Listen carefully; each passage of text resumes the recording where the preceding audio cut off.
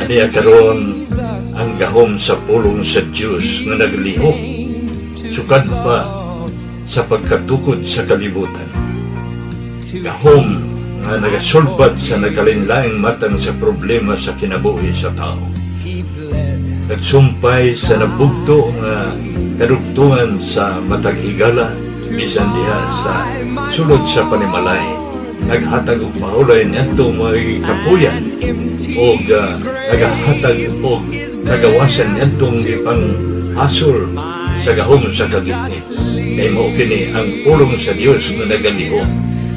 Bisan gani ang pagbuhat sa tibuok kabuhatan, sumala sa Hebrehanon 11:3, nahimo ang tanang mabutang pinaagi sa pulong sa Dios.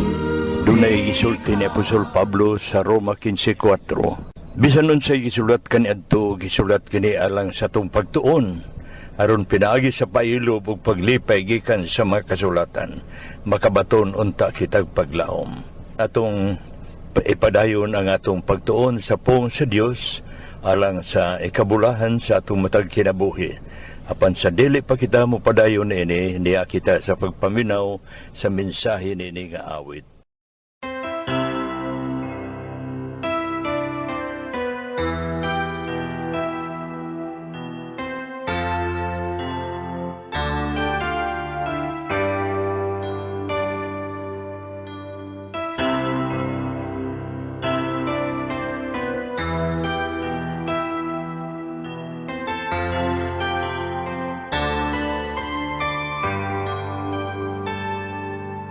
Sa tanang butang nga gibuhat mo, pasalamatan ka sa kinabuhi ko. Walay butang ay kabalos ko, kay kung wala ikaw, asa ako.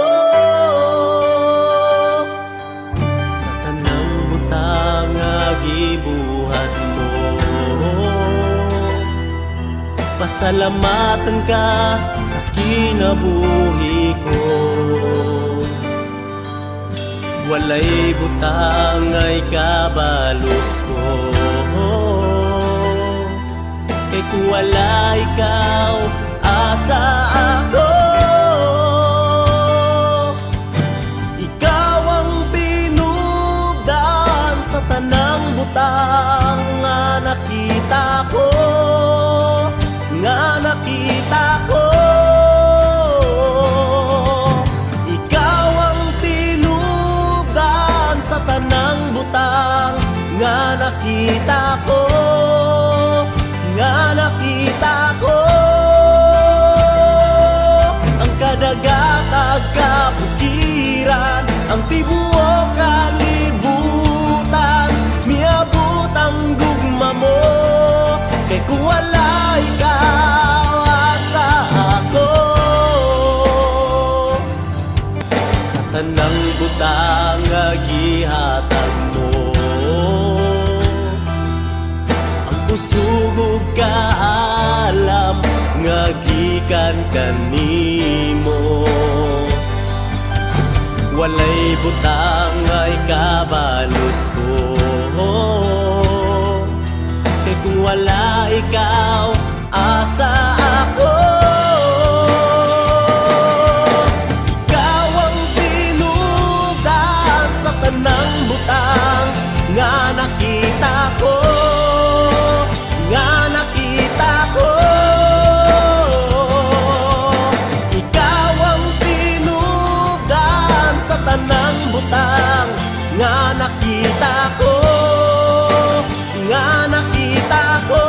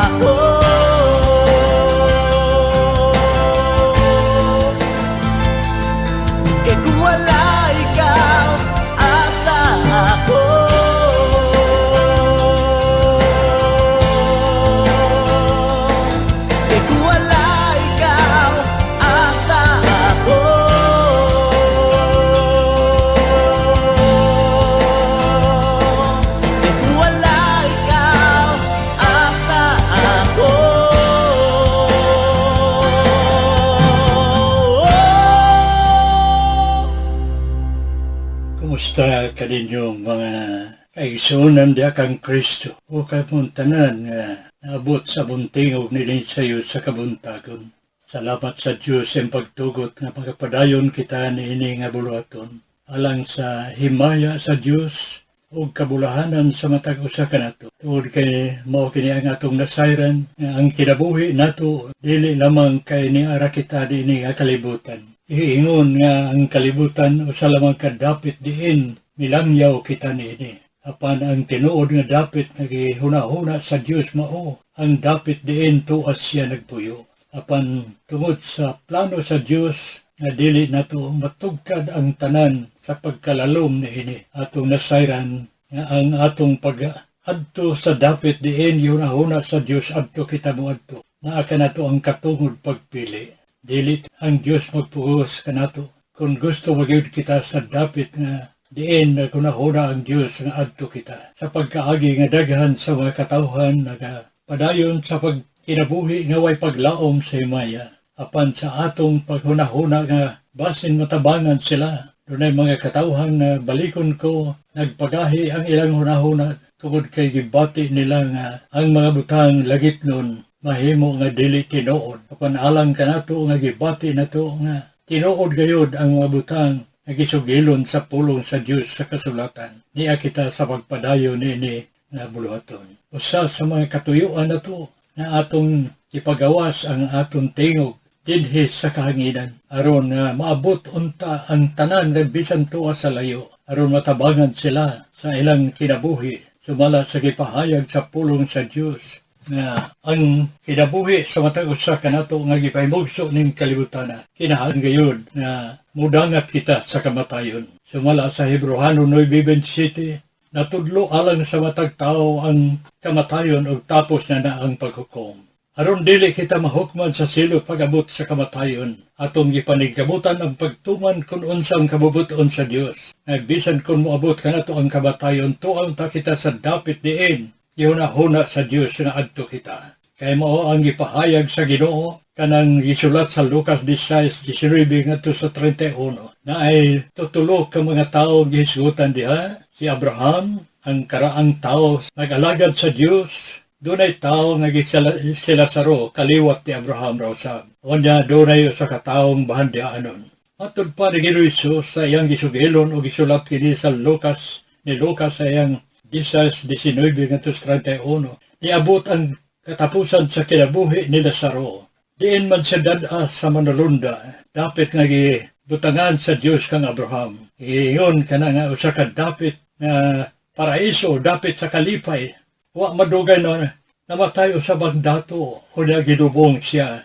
O na dito man siya sa Hades, ibutang. Wa man dito sa paraiso diin. Dito si Lazaro, ibutang sa Dios. O na nag-iyon ang Ginoo nga ang maong dato dito sa dapit sa Hades. Dito magtiyabaw man siya tungod sa kainit sa kalayo nga iyang gibati.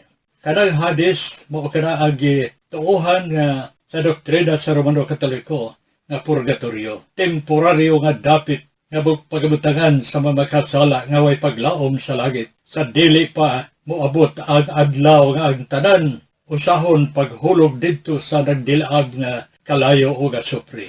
Mabasa man na nato sa Pinadayag Kapitulo 20, versikulo 11, ngadto sa 3, nga banhawon ang tanan naa sa ang tanan nga nangamata nga way paglaom sa himaya. Una pa itambog dito sa nagbukaw nga kalayo gasupri.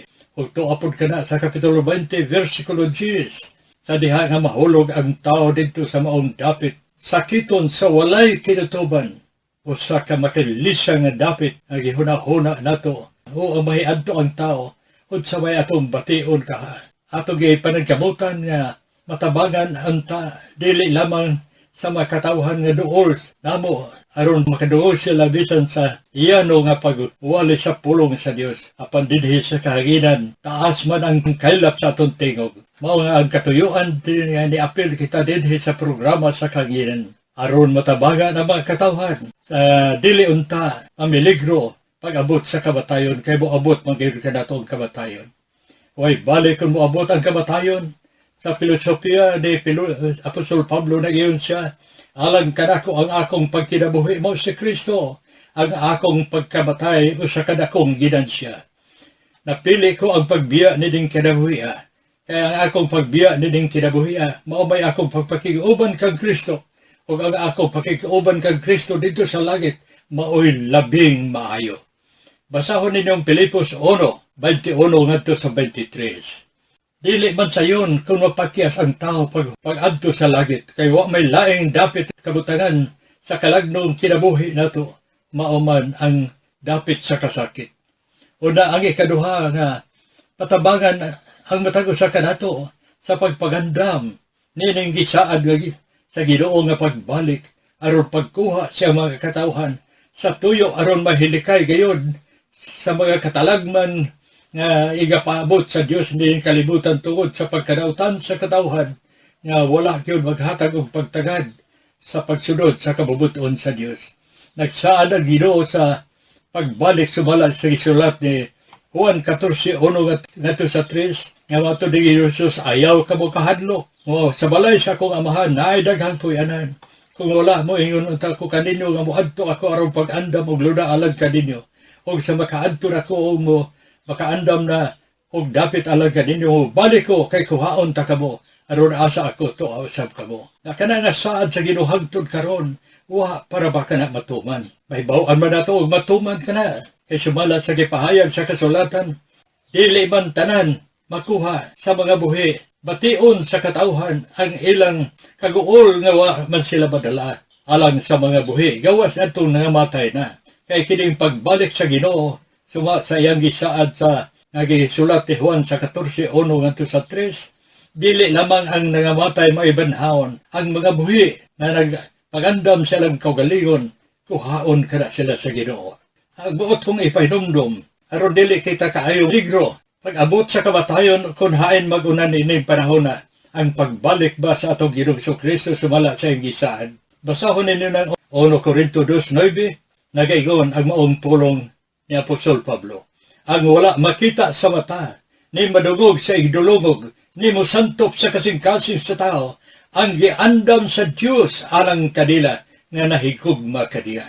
Di pasabot din yung bahida ba isyon na ang yano nga paagi sa pagpagandam na to na dili unta kita mamiligro pag kudhain ang magunan ni ang kamatayon ba o ang pagbalik ba sa iyang pagkuha sumala siyang gisaad kadto sa iyang mga katawan.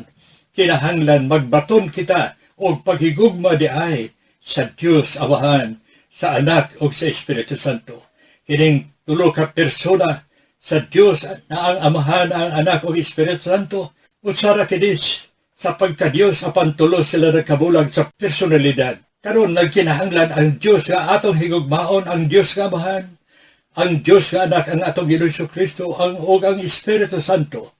Kay maura na'y kalipay sa Diyos nga kinsa katong nahigugma kaniya, maoy iyang hatagag higayon, maoy iyang hatagag higayon, pagpuyo tipon kaniya dito sa himaya. Kay kining pagigugma gikinahanglan ba maisyon. Ipangutana o sa kay gayon ni Ana si Ginoong Kristo sa usa sa mga eskreba kung unsa gayon ang labing una o labing dako nga sugo sa Dios. Ihatag sa Ginoong Hesus ang tubag. Gisulat ka na sa Marcos 12:30 na gayon ni subay na Ginoong Hesus nga ang labing dako o labing una nga sugo mao. Higugmao na to ang Diyos sa tibok ng kasing-kasing, tibok halag, tibok kusog, tibok huna-huna. O ang ikaduha, mao ang pagigugma na to sa mga silingan. Mao na ang patukuradan may isuon sa atong pagdasig kanino, aron dunay nagkinahanglan nga masayon unsay paagi nga maandam kita pagtabo sa Ginoo. Dili ba tama kunahuna og relihiyon, way relihiyon dinhi, way pundok sa pagtuo. Ang atong gikinahanglan sa Dios, ang atong personal nga relasyon ngadto sa Dios Amahan, sa Anak o sa Espiritu Santo, mao ang pagbaton o paghigugma kaniya samtang matod pa ni Apostol Juan, kinahanglan atong higugmaon ang Dios tungod kay ang Dios una magnahigugma kanato. Busa may paidumdum ko kini kanini way soon nga kung gusto kang makapaniguro pag-adto sa himaya sa Dios sa takna sa kamatayon, pagbaton o tinuod nga paghigugma na ngadto sa Ginoo.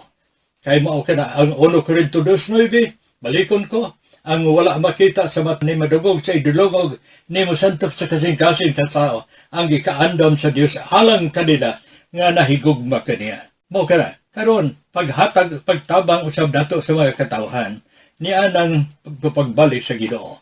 Karon unsa may buhaton nato aron matabangan gayon ang atong kaugalingon, pagbaton og pagigugma sa Dios agig kasayuran o naninyong uban nga wa masayon na ini. Mao na atong gituyo pagsubli, paghisgot ni mga butaga. Usa sa paagi nga makakatuon kita pagigugma sa Dios, dili ta mobiya sa panaghiusa sa mga Kristohanong gihuna-huna nato nga naguna sila sa pagka-masinugtanon sa kabubuton sa Dios. Dunay tambag sa Hebrehanon 10:24-25 nga dili nato biyaan ang pag-apil sa pakikihuosa sa Dios nun og balaad nga kalihukan aron matabangan ang atong kawaliyon sa pagbuhat og maayo og pagkigugma. Painumdum na to, mangita ka og katawhan nga makatabang kanimo sa pagbaton og pagigugma sa Ginoo sa dili pa moabot ang Ginoo siyang pagbalik o hain ang mauna dili ang kamatayon ba. Kay matud pa sa 1 Samuel 16:7 may suod, ayaw ka mo pagtanaw sa dagway sa tao sa gawas bisan sa iyang barog. Kay ang Dios nagatanaw dili ingon sa makita sa tao. Kaya ang tao nagtanaw sa dagway sa gawas, apan ang Diyos nagatanaw sa kasing-kasing. Ang Diyos nagiyon, ang iyang gitanaw mo ang atong kasing-kasing. Unsa may gipangita sa Diyos atong kasing-kasing, ang atong pagigugma kaniya. Way sa payan, kung moabot ka na to ang kamatayon, basta naakitay tipigan nga pagigugma sa Ginoo, aron mo adto kita sa dapit diin tuas siya. Yan ang takna sa pag-abot sa kamatayon. O niya sa pagtabang sa matag usa kanato, sa dili paunta kita hulahi sa tanan. Kaya ang kamatayon sama ra kini sa tabil na sayon paklion baya. Way bali og moabot ka nato ang kamatayon sa dapit na wa nato mahibaluoy. Basta ang atong kinabuhi balikod ko andam na sa pag-adto sa dapit diin tua ang Dios nagapuyo. Kay bao kada ang gikinahanglan nato. Busa mangita kita og makakatawhan nga makatabang ka na to may isuon. Bisang unsang grupuha, ikaw rin nahibalo. Basta makatabang sa imong pagbatog relasyon nga maayo ngadto sa Ginoo. Mismo, ngadto kang Ginoo Kristo, nag-iyon siya nga, kinahanglan magbaton kamog pagigugma kanako, samtang naapa nini nga kinabuhi. Mao kana, ang atong itiguha nga dili unta kita mapakyas. Kay kung mapakyas kita pag-adto sa langit, diin tua ang Dios na nahigugma ka na to. Basahan ninyo ka ng Pinadayag 20 versikulo 10 o Pinadayag 21:8. Muna atong gipanikabutan may isuon pagtabang kaninyo na lamang kay sa dool kanamo kung dili kadtong labing layo na dili na namo maabot sa tawhanon nga pagpabisita. Apan maabot na mo dinhi sa kaginan. Muna among ipanikabutan pagtabang kaninyo kay mao kini ang balaod sa Ginoo sa diha nga atong higugmaon ang atong Dios sa tibukan kasing-kasing kalang kusog hunahuna. Higugmaon usab nato ang atong silingan sama sa pagigugma nato sa atong kaugalingon. Di ang silingan gipasabot sa Ginoo sumala sa gisulat sa Marcos 12:30 o 31. Wa ka na maghiskot og katawhan nga nagpuyo libot sa atong panimalay. Pagsugod diha sa imong panimalay. Do basin dunay imong mahinigugma sa kinabuhi nga wala pa magtuman sa kabuton sa Dios. Mailaman nato ang taong nagtuman sa kabuton sa Dios sa paghigugma kay naay kabuutan siyang kinabuhi sa pag-alagad nga matinud-adon ngadto sa Dios na atong ginatuohan. Apan makita nato nga kining mga katawhan nga way gugma sa Ginoo, ang ilang gugma na ara sa kalibutan, naa kanang kahilayan, naa kanang pagpatuyan sa gusto nilang pagabuhaton, buhat nga dili mataro sa tubangan sa Dios. Nagtugaan kana nga sila way tinuod nga gugma sa Ginoo, nga gawas pagigugma sa Ginoo. Kinahanglan atong batunan ang pagkamahadlokon kaniya. Aron dili na to supakon ang iyang kabubuton. Kaya ang tao nga way kahadlok sa Ginoo, namahala siya sa pagsupak sa kabuton sa Dios. Mao kutoy nahitabo kang Adan o Eva nga wa sila kahadlok sa Dios. Sayon ra ilang nalapas ang balaod sa Dios kanila nga makahibo unta sila pagkaon sa tanang bunga sa kahoy diet tanaman sa Eden. Gawas sa bunga sa kahoy nga dili sila bukaon. Apan tungod sa limbong sa yawa nga kung mukaon sila mapareha sila sa Dios, wa nila matino kung tinuod ba gayon ang iyon sa yawa kanila. Ang ilang pagbati dira naaman sa pagkaon sa bunga sa kahoy, sayon ra silang na kalapas sa balaod sa Dios. O ang resulta nila, dunay mga katalagman na kapagitabo silang kinabuhi o sa dihang midagha na sila ihurot og patay sa Ginoo pinagi sa lunok nitong panahon na gawas lamang nitong nakarga sa arka na si Noe uban sa iyang pamilya o kadtong tao gagayalan si Enoch nga naglakaw kuyog sa Dios. Maura kadtong mga tawhana ang isugilon sa kasulatan nga naluwas sila gikan sa ilang pagkatinunglo sa Dios tungod sa ilang pagkamalapason sa balaod sa Dios. Pusa kikinahanglan alag kanato nga magbaton tagkahadlok sa Ginoo aron dili nato masupak ang balaod sa Dios kun unsay iyang gidili atong likayan, kun unsay iyang gihigugma kini atong tinguhaon. Mao kana ang kalipay sa Dios mununot kita kun unsay ang uyon sa kabubuton sa Dios atong tumanon. Gawas nga kita mahigugma kaniya, magbaton tagkahadlok kaniya, magbaton tagpagsalig diha kang Ginoo Kristo, magbaton tagkalipay diha kaniya. So, sa Salmo 37:4, bulahan ang tao na nakabaton og kalipay diha sa Ginoo kay iyang madawat ang tanang mabutang gitiuha siyang kasing-kasing. Mao na ang atong pagpahidumdum nga denominasyon kutob sa maabot dinhi sa kaginan nga ang matag sa kanato maghunahuna magsusi sa atong kagulyon na ano ba kita'y tinuod nga pagigugma sa Ginoo mismo diha sa atong Ginoo Kristo. Diha kag Ginoo Kristo matud pa niya ang nahigugma kanako, nahigugma sa akong amahan nga nagpadala kanako. Ang atong principal nga tumong sa atong paghigugma og pagkamahadlokon mao ang atong Ginoo Kristo. Kay gipiyal na sa bahan kining panahon na nakita diha sa iyang anak, nakita nagpailalom sa iyang pagdumala sa atong matag kinabuhi nining panahon na. Karon kung magpabilin ang mga katawhan nga sukoy sa kabuton sa Dios, dili kita mahibulong nga ang Dios mo buhat og makapakurat, makapalisang kanato nga mga hitabo aron ang mga katawhan magmata sa ilang pagkadautan, sa ilang pagpada, ilang pagkinabuhi nga sukoy sa kabubuton sa Dios. Mao kining katalagman nga karon may kailap sa dapit sa kalibutan, nakapakurat kini sa daghang kinabuhi. Dunay mga kisuhanon nga wa na nila hatagig bili ang ilang pagbatog relasyon kang Ginoo Kristo. Niining higayuna kadaghan kanila ang napukaw, natandog, naghidulsol, nangayog pasaylo kay basin mo abot kanila ang kamatayon o ang daghan gayon na iyo sa kamatayon niining panahon na karon. Mao nga kinahanglan magbaton tag maayong kadugtungan ngadto sa Dios kay kun dunay mga pagsulay nga pagabuhaton sa yawa sa atong kinabuhi, ang Dios na ay kagahom pagkontrol sa yawa na dili ang yawa magpatuyang sa gusto niya buhaton. Paglaban kanato nga nahigugma kaniya apan kadtong mga katawhan nga igo ra nagtuo apan wa mahigugma kay daghan sa mga tao nga nagatuo tungod kay makadungog man sila sa pagsinggit sa mga balita kang Ginoo Kristo. Kadungog sila sa sugilon nga si Kristo namatay tungod sa tutsalaog na banhaw. Na ay mga katawhan nagabasa sa Biblia, igo ra silang nagbaton og kahibalo sa ilang ulo apan silang kasing-kasing naa diha ang mga butang kalibutanon. Ang pagigugma sa mga butang dili angay higugmaon. Mao na maisuon ang atong pagkamalandong nining panahon na karon nga ang katuyuan nini atong programa sa kanginan. Pagtabang kutob sa maabot sa atong tingog nining pinaagi dinhi nining kahiginan. Napamalandungan baka nimo. Kung kugihan nimo pagsusi ang kasulatan, maayo unta og ang kalagno natong kinabuhi matapos. Di man matapos ang atong kinabuhi, sumalat sa gipahayag sa kasulatan. Naigisulti ni Ginoo sa Mateo 10:28, nagiyon siya, ayaw kamo kahadlo, kanilang magpatay sa inyong lawas, kay dili sila kapatay sa inyong kalag. Mahimo mamatay ang lawas, apan ang kalag dili mamatay. Kay maunay ang programa sa Dios nga ang atong kinabuhi espirituhanon, ang tinuod natong pagkatao, ginganlan kinig kalag. O na daay kinabuhi pareha sa Dios nga dili matapos. Kung mahiadto ka sa dapit sa kasakitan, mag-antos dito sa walay katapusan. Kung tuwa sa langit, ang kalipay dito sa langitong dapit nga giandam sa Dios alang sa tanan nga nahigugma kaniya. Aging balo sa iyang pagigugma kanato nga dili dato masukod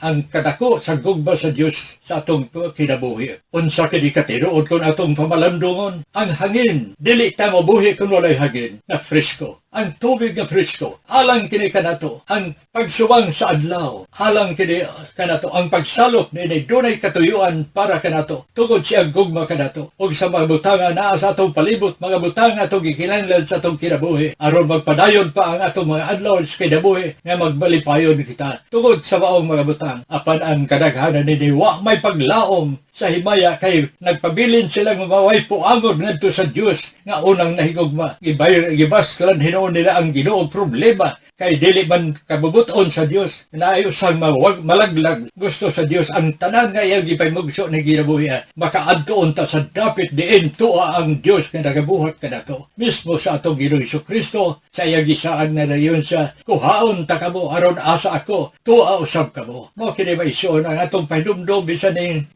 kabuntagon sa mga mensahe sa tinguhaon na to, na sa dili pa moabot ang kamatayon, naa na kay tinuod nga pagigugma sa Ginoo, sa dili pa mo balikahan kapaguna ang iyang pagpagbalik, pagkuha sa mga katawhan sa Ginoo aron mahilikay kita sa umaabot ng mga kasakit nga igapay nabo ng kalibutan. Na naa na kita'y gugma sa Ginoo nga tinipigan sa atong kasing-kasing, giandam aron pagbiya na to ng kinabuhi sa kalibutan. Tuwa kita sa himaya diin, tuwa nagpuyo ang atong lagitong amahan, ang atong Ginoong Hesukristo. O ang Espiritu Santo niya paghihapon hangtod karon sa kalibutan, niya sa atong kinabuhi, aron pagpahinumdum ka na to adlaw-adlaw sa agay na itong pagabuhaton, aron maandam kita sa pagtabo sa Ginoo siyang pagbalik kung pag-atuban sa itong kamatayon. O ni maisyon ang akong ipahinumdum kaninyo, nga dili unta dato pakyason ang pagtuman sa kabubuton sa Ginoo sa dili pa moabot kanato ang kamatayon. Kay kung maglangan usab kita maisyon, basahan ninyo ng Hebrehanon 2:1. Doon ay pahinumdum nga kinahanglan dili nato pagahion ang atong kasing-kasing pagtuman sa mabutang atong nadunggan samtang mahigayon pa kay basin unya ihanod kita ngadto sa dayong kapakyasan. Moda maisyon nga atong ipahinumdum kaninyo nga og mahimo basin dunay uban karon nga nagpatalihog nga wa pa ka magbaton og tinuod nga pagigugma sa Ginoo bisan na puno ang imong ulos sa kaybalo sa mga pulong sa Dios apan dunay butang nga wa diya kanimo ang tinuod nga pagbutang nga angay batunan sa mga katawhan nga nagtinguha pag-adto sa langit mao ang atong pagigugma sa Ginoo sa tinuod natong pagigugma sa atong Dios ug manluluwas ang atong Ginoong Hesukristo. O na maisyon ang atong ipahinumdum kaninyo nini sa iyo sa kabuntagon. Manigkabot kita, balikon ko, ayaw, bisag unsa nga grupo sa pagtuo niya kang Kristo na nagsunod, nagbasa sa kasulatan, bisag asa ka mo adto, basta lamang matabangan ka sa pagbaton o maayong relasyon ngadto sa Ginoo. Wa ta maghisgot dinhi, wa ta magpropaganda og pundok, wa ko maghisgot tinukad. Nini programa na to sa kagidan nga mosulod ka mo sa pundok na ako. Naa kita'y katugod pagpili kung ikaw gibati nimo nga wa ka matabangi diha, ngano magpakamatay ka man diha dada. Kung gibati nimo nga moadto kag laing panon sa katawhan nga na makatabang ka nimo nganon di nimo adtuon. Nga makatabang maday ka nimo. Mao kini ang atong pahinumdum maisyon ning sayo sa kabuntagon. Magtutas mga pag-apo. Amo lagi itong amahan. Salamat sa kagayonan nga imong gitugot sa among matang kinabuhi. Na nagpadayon pa, samtang nagpadayon pa ang among kinabuhi, nagpadayon kami dini nga buhaton aging pagsugot sa imong taon. Imo o Diyos nga matabangan ang tanang tao sa pagpagandam sa dapit nga imong gihasaad ka namo. Mao ang pagbaton og tinuod nga pagigugma kanimo. Ako kinigipangayo diha sa mga nga mo o Ginoong Hesukristo. Amen. So turn your eyes upon Jesus. Look full in His wonderful face, and the things of earth will grow strangely dim in the light of His glory. Mga kaigalan o mga kaigsunan, alang kaninyo nga walay higop pang kaibado kung hain kita nihini na nagapagawas sa mensahe ang among kapit God's Miracle Revival Center San Agustin Tomas Opo sa Dirlite. Nagabi-abi kami kanunay sa tanan nga mudool alang kanila nga dunay pagpanginahanglan labi na sa mga butang espirituhanon. Dugang paniana ang atong kinabuhi samtang nagpadayon pa usap. ato kining paimuslan kay dunay mga maayong butang then go nga ato ng nasinati sa kong kinabuhi kung ato kining gipagawas nga na kaninyo sa mga butang nga gikinahanglan nga atong mabatunan dinhi sa atong gitanon nga kinabuhi. Maayong salvation buntag to kanina tell. Just turn your eyes upon Jesus. Look full in His wonderful face, and the things of earth will grow strangely dim in the light of His glory and grace.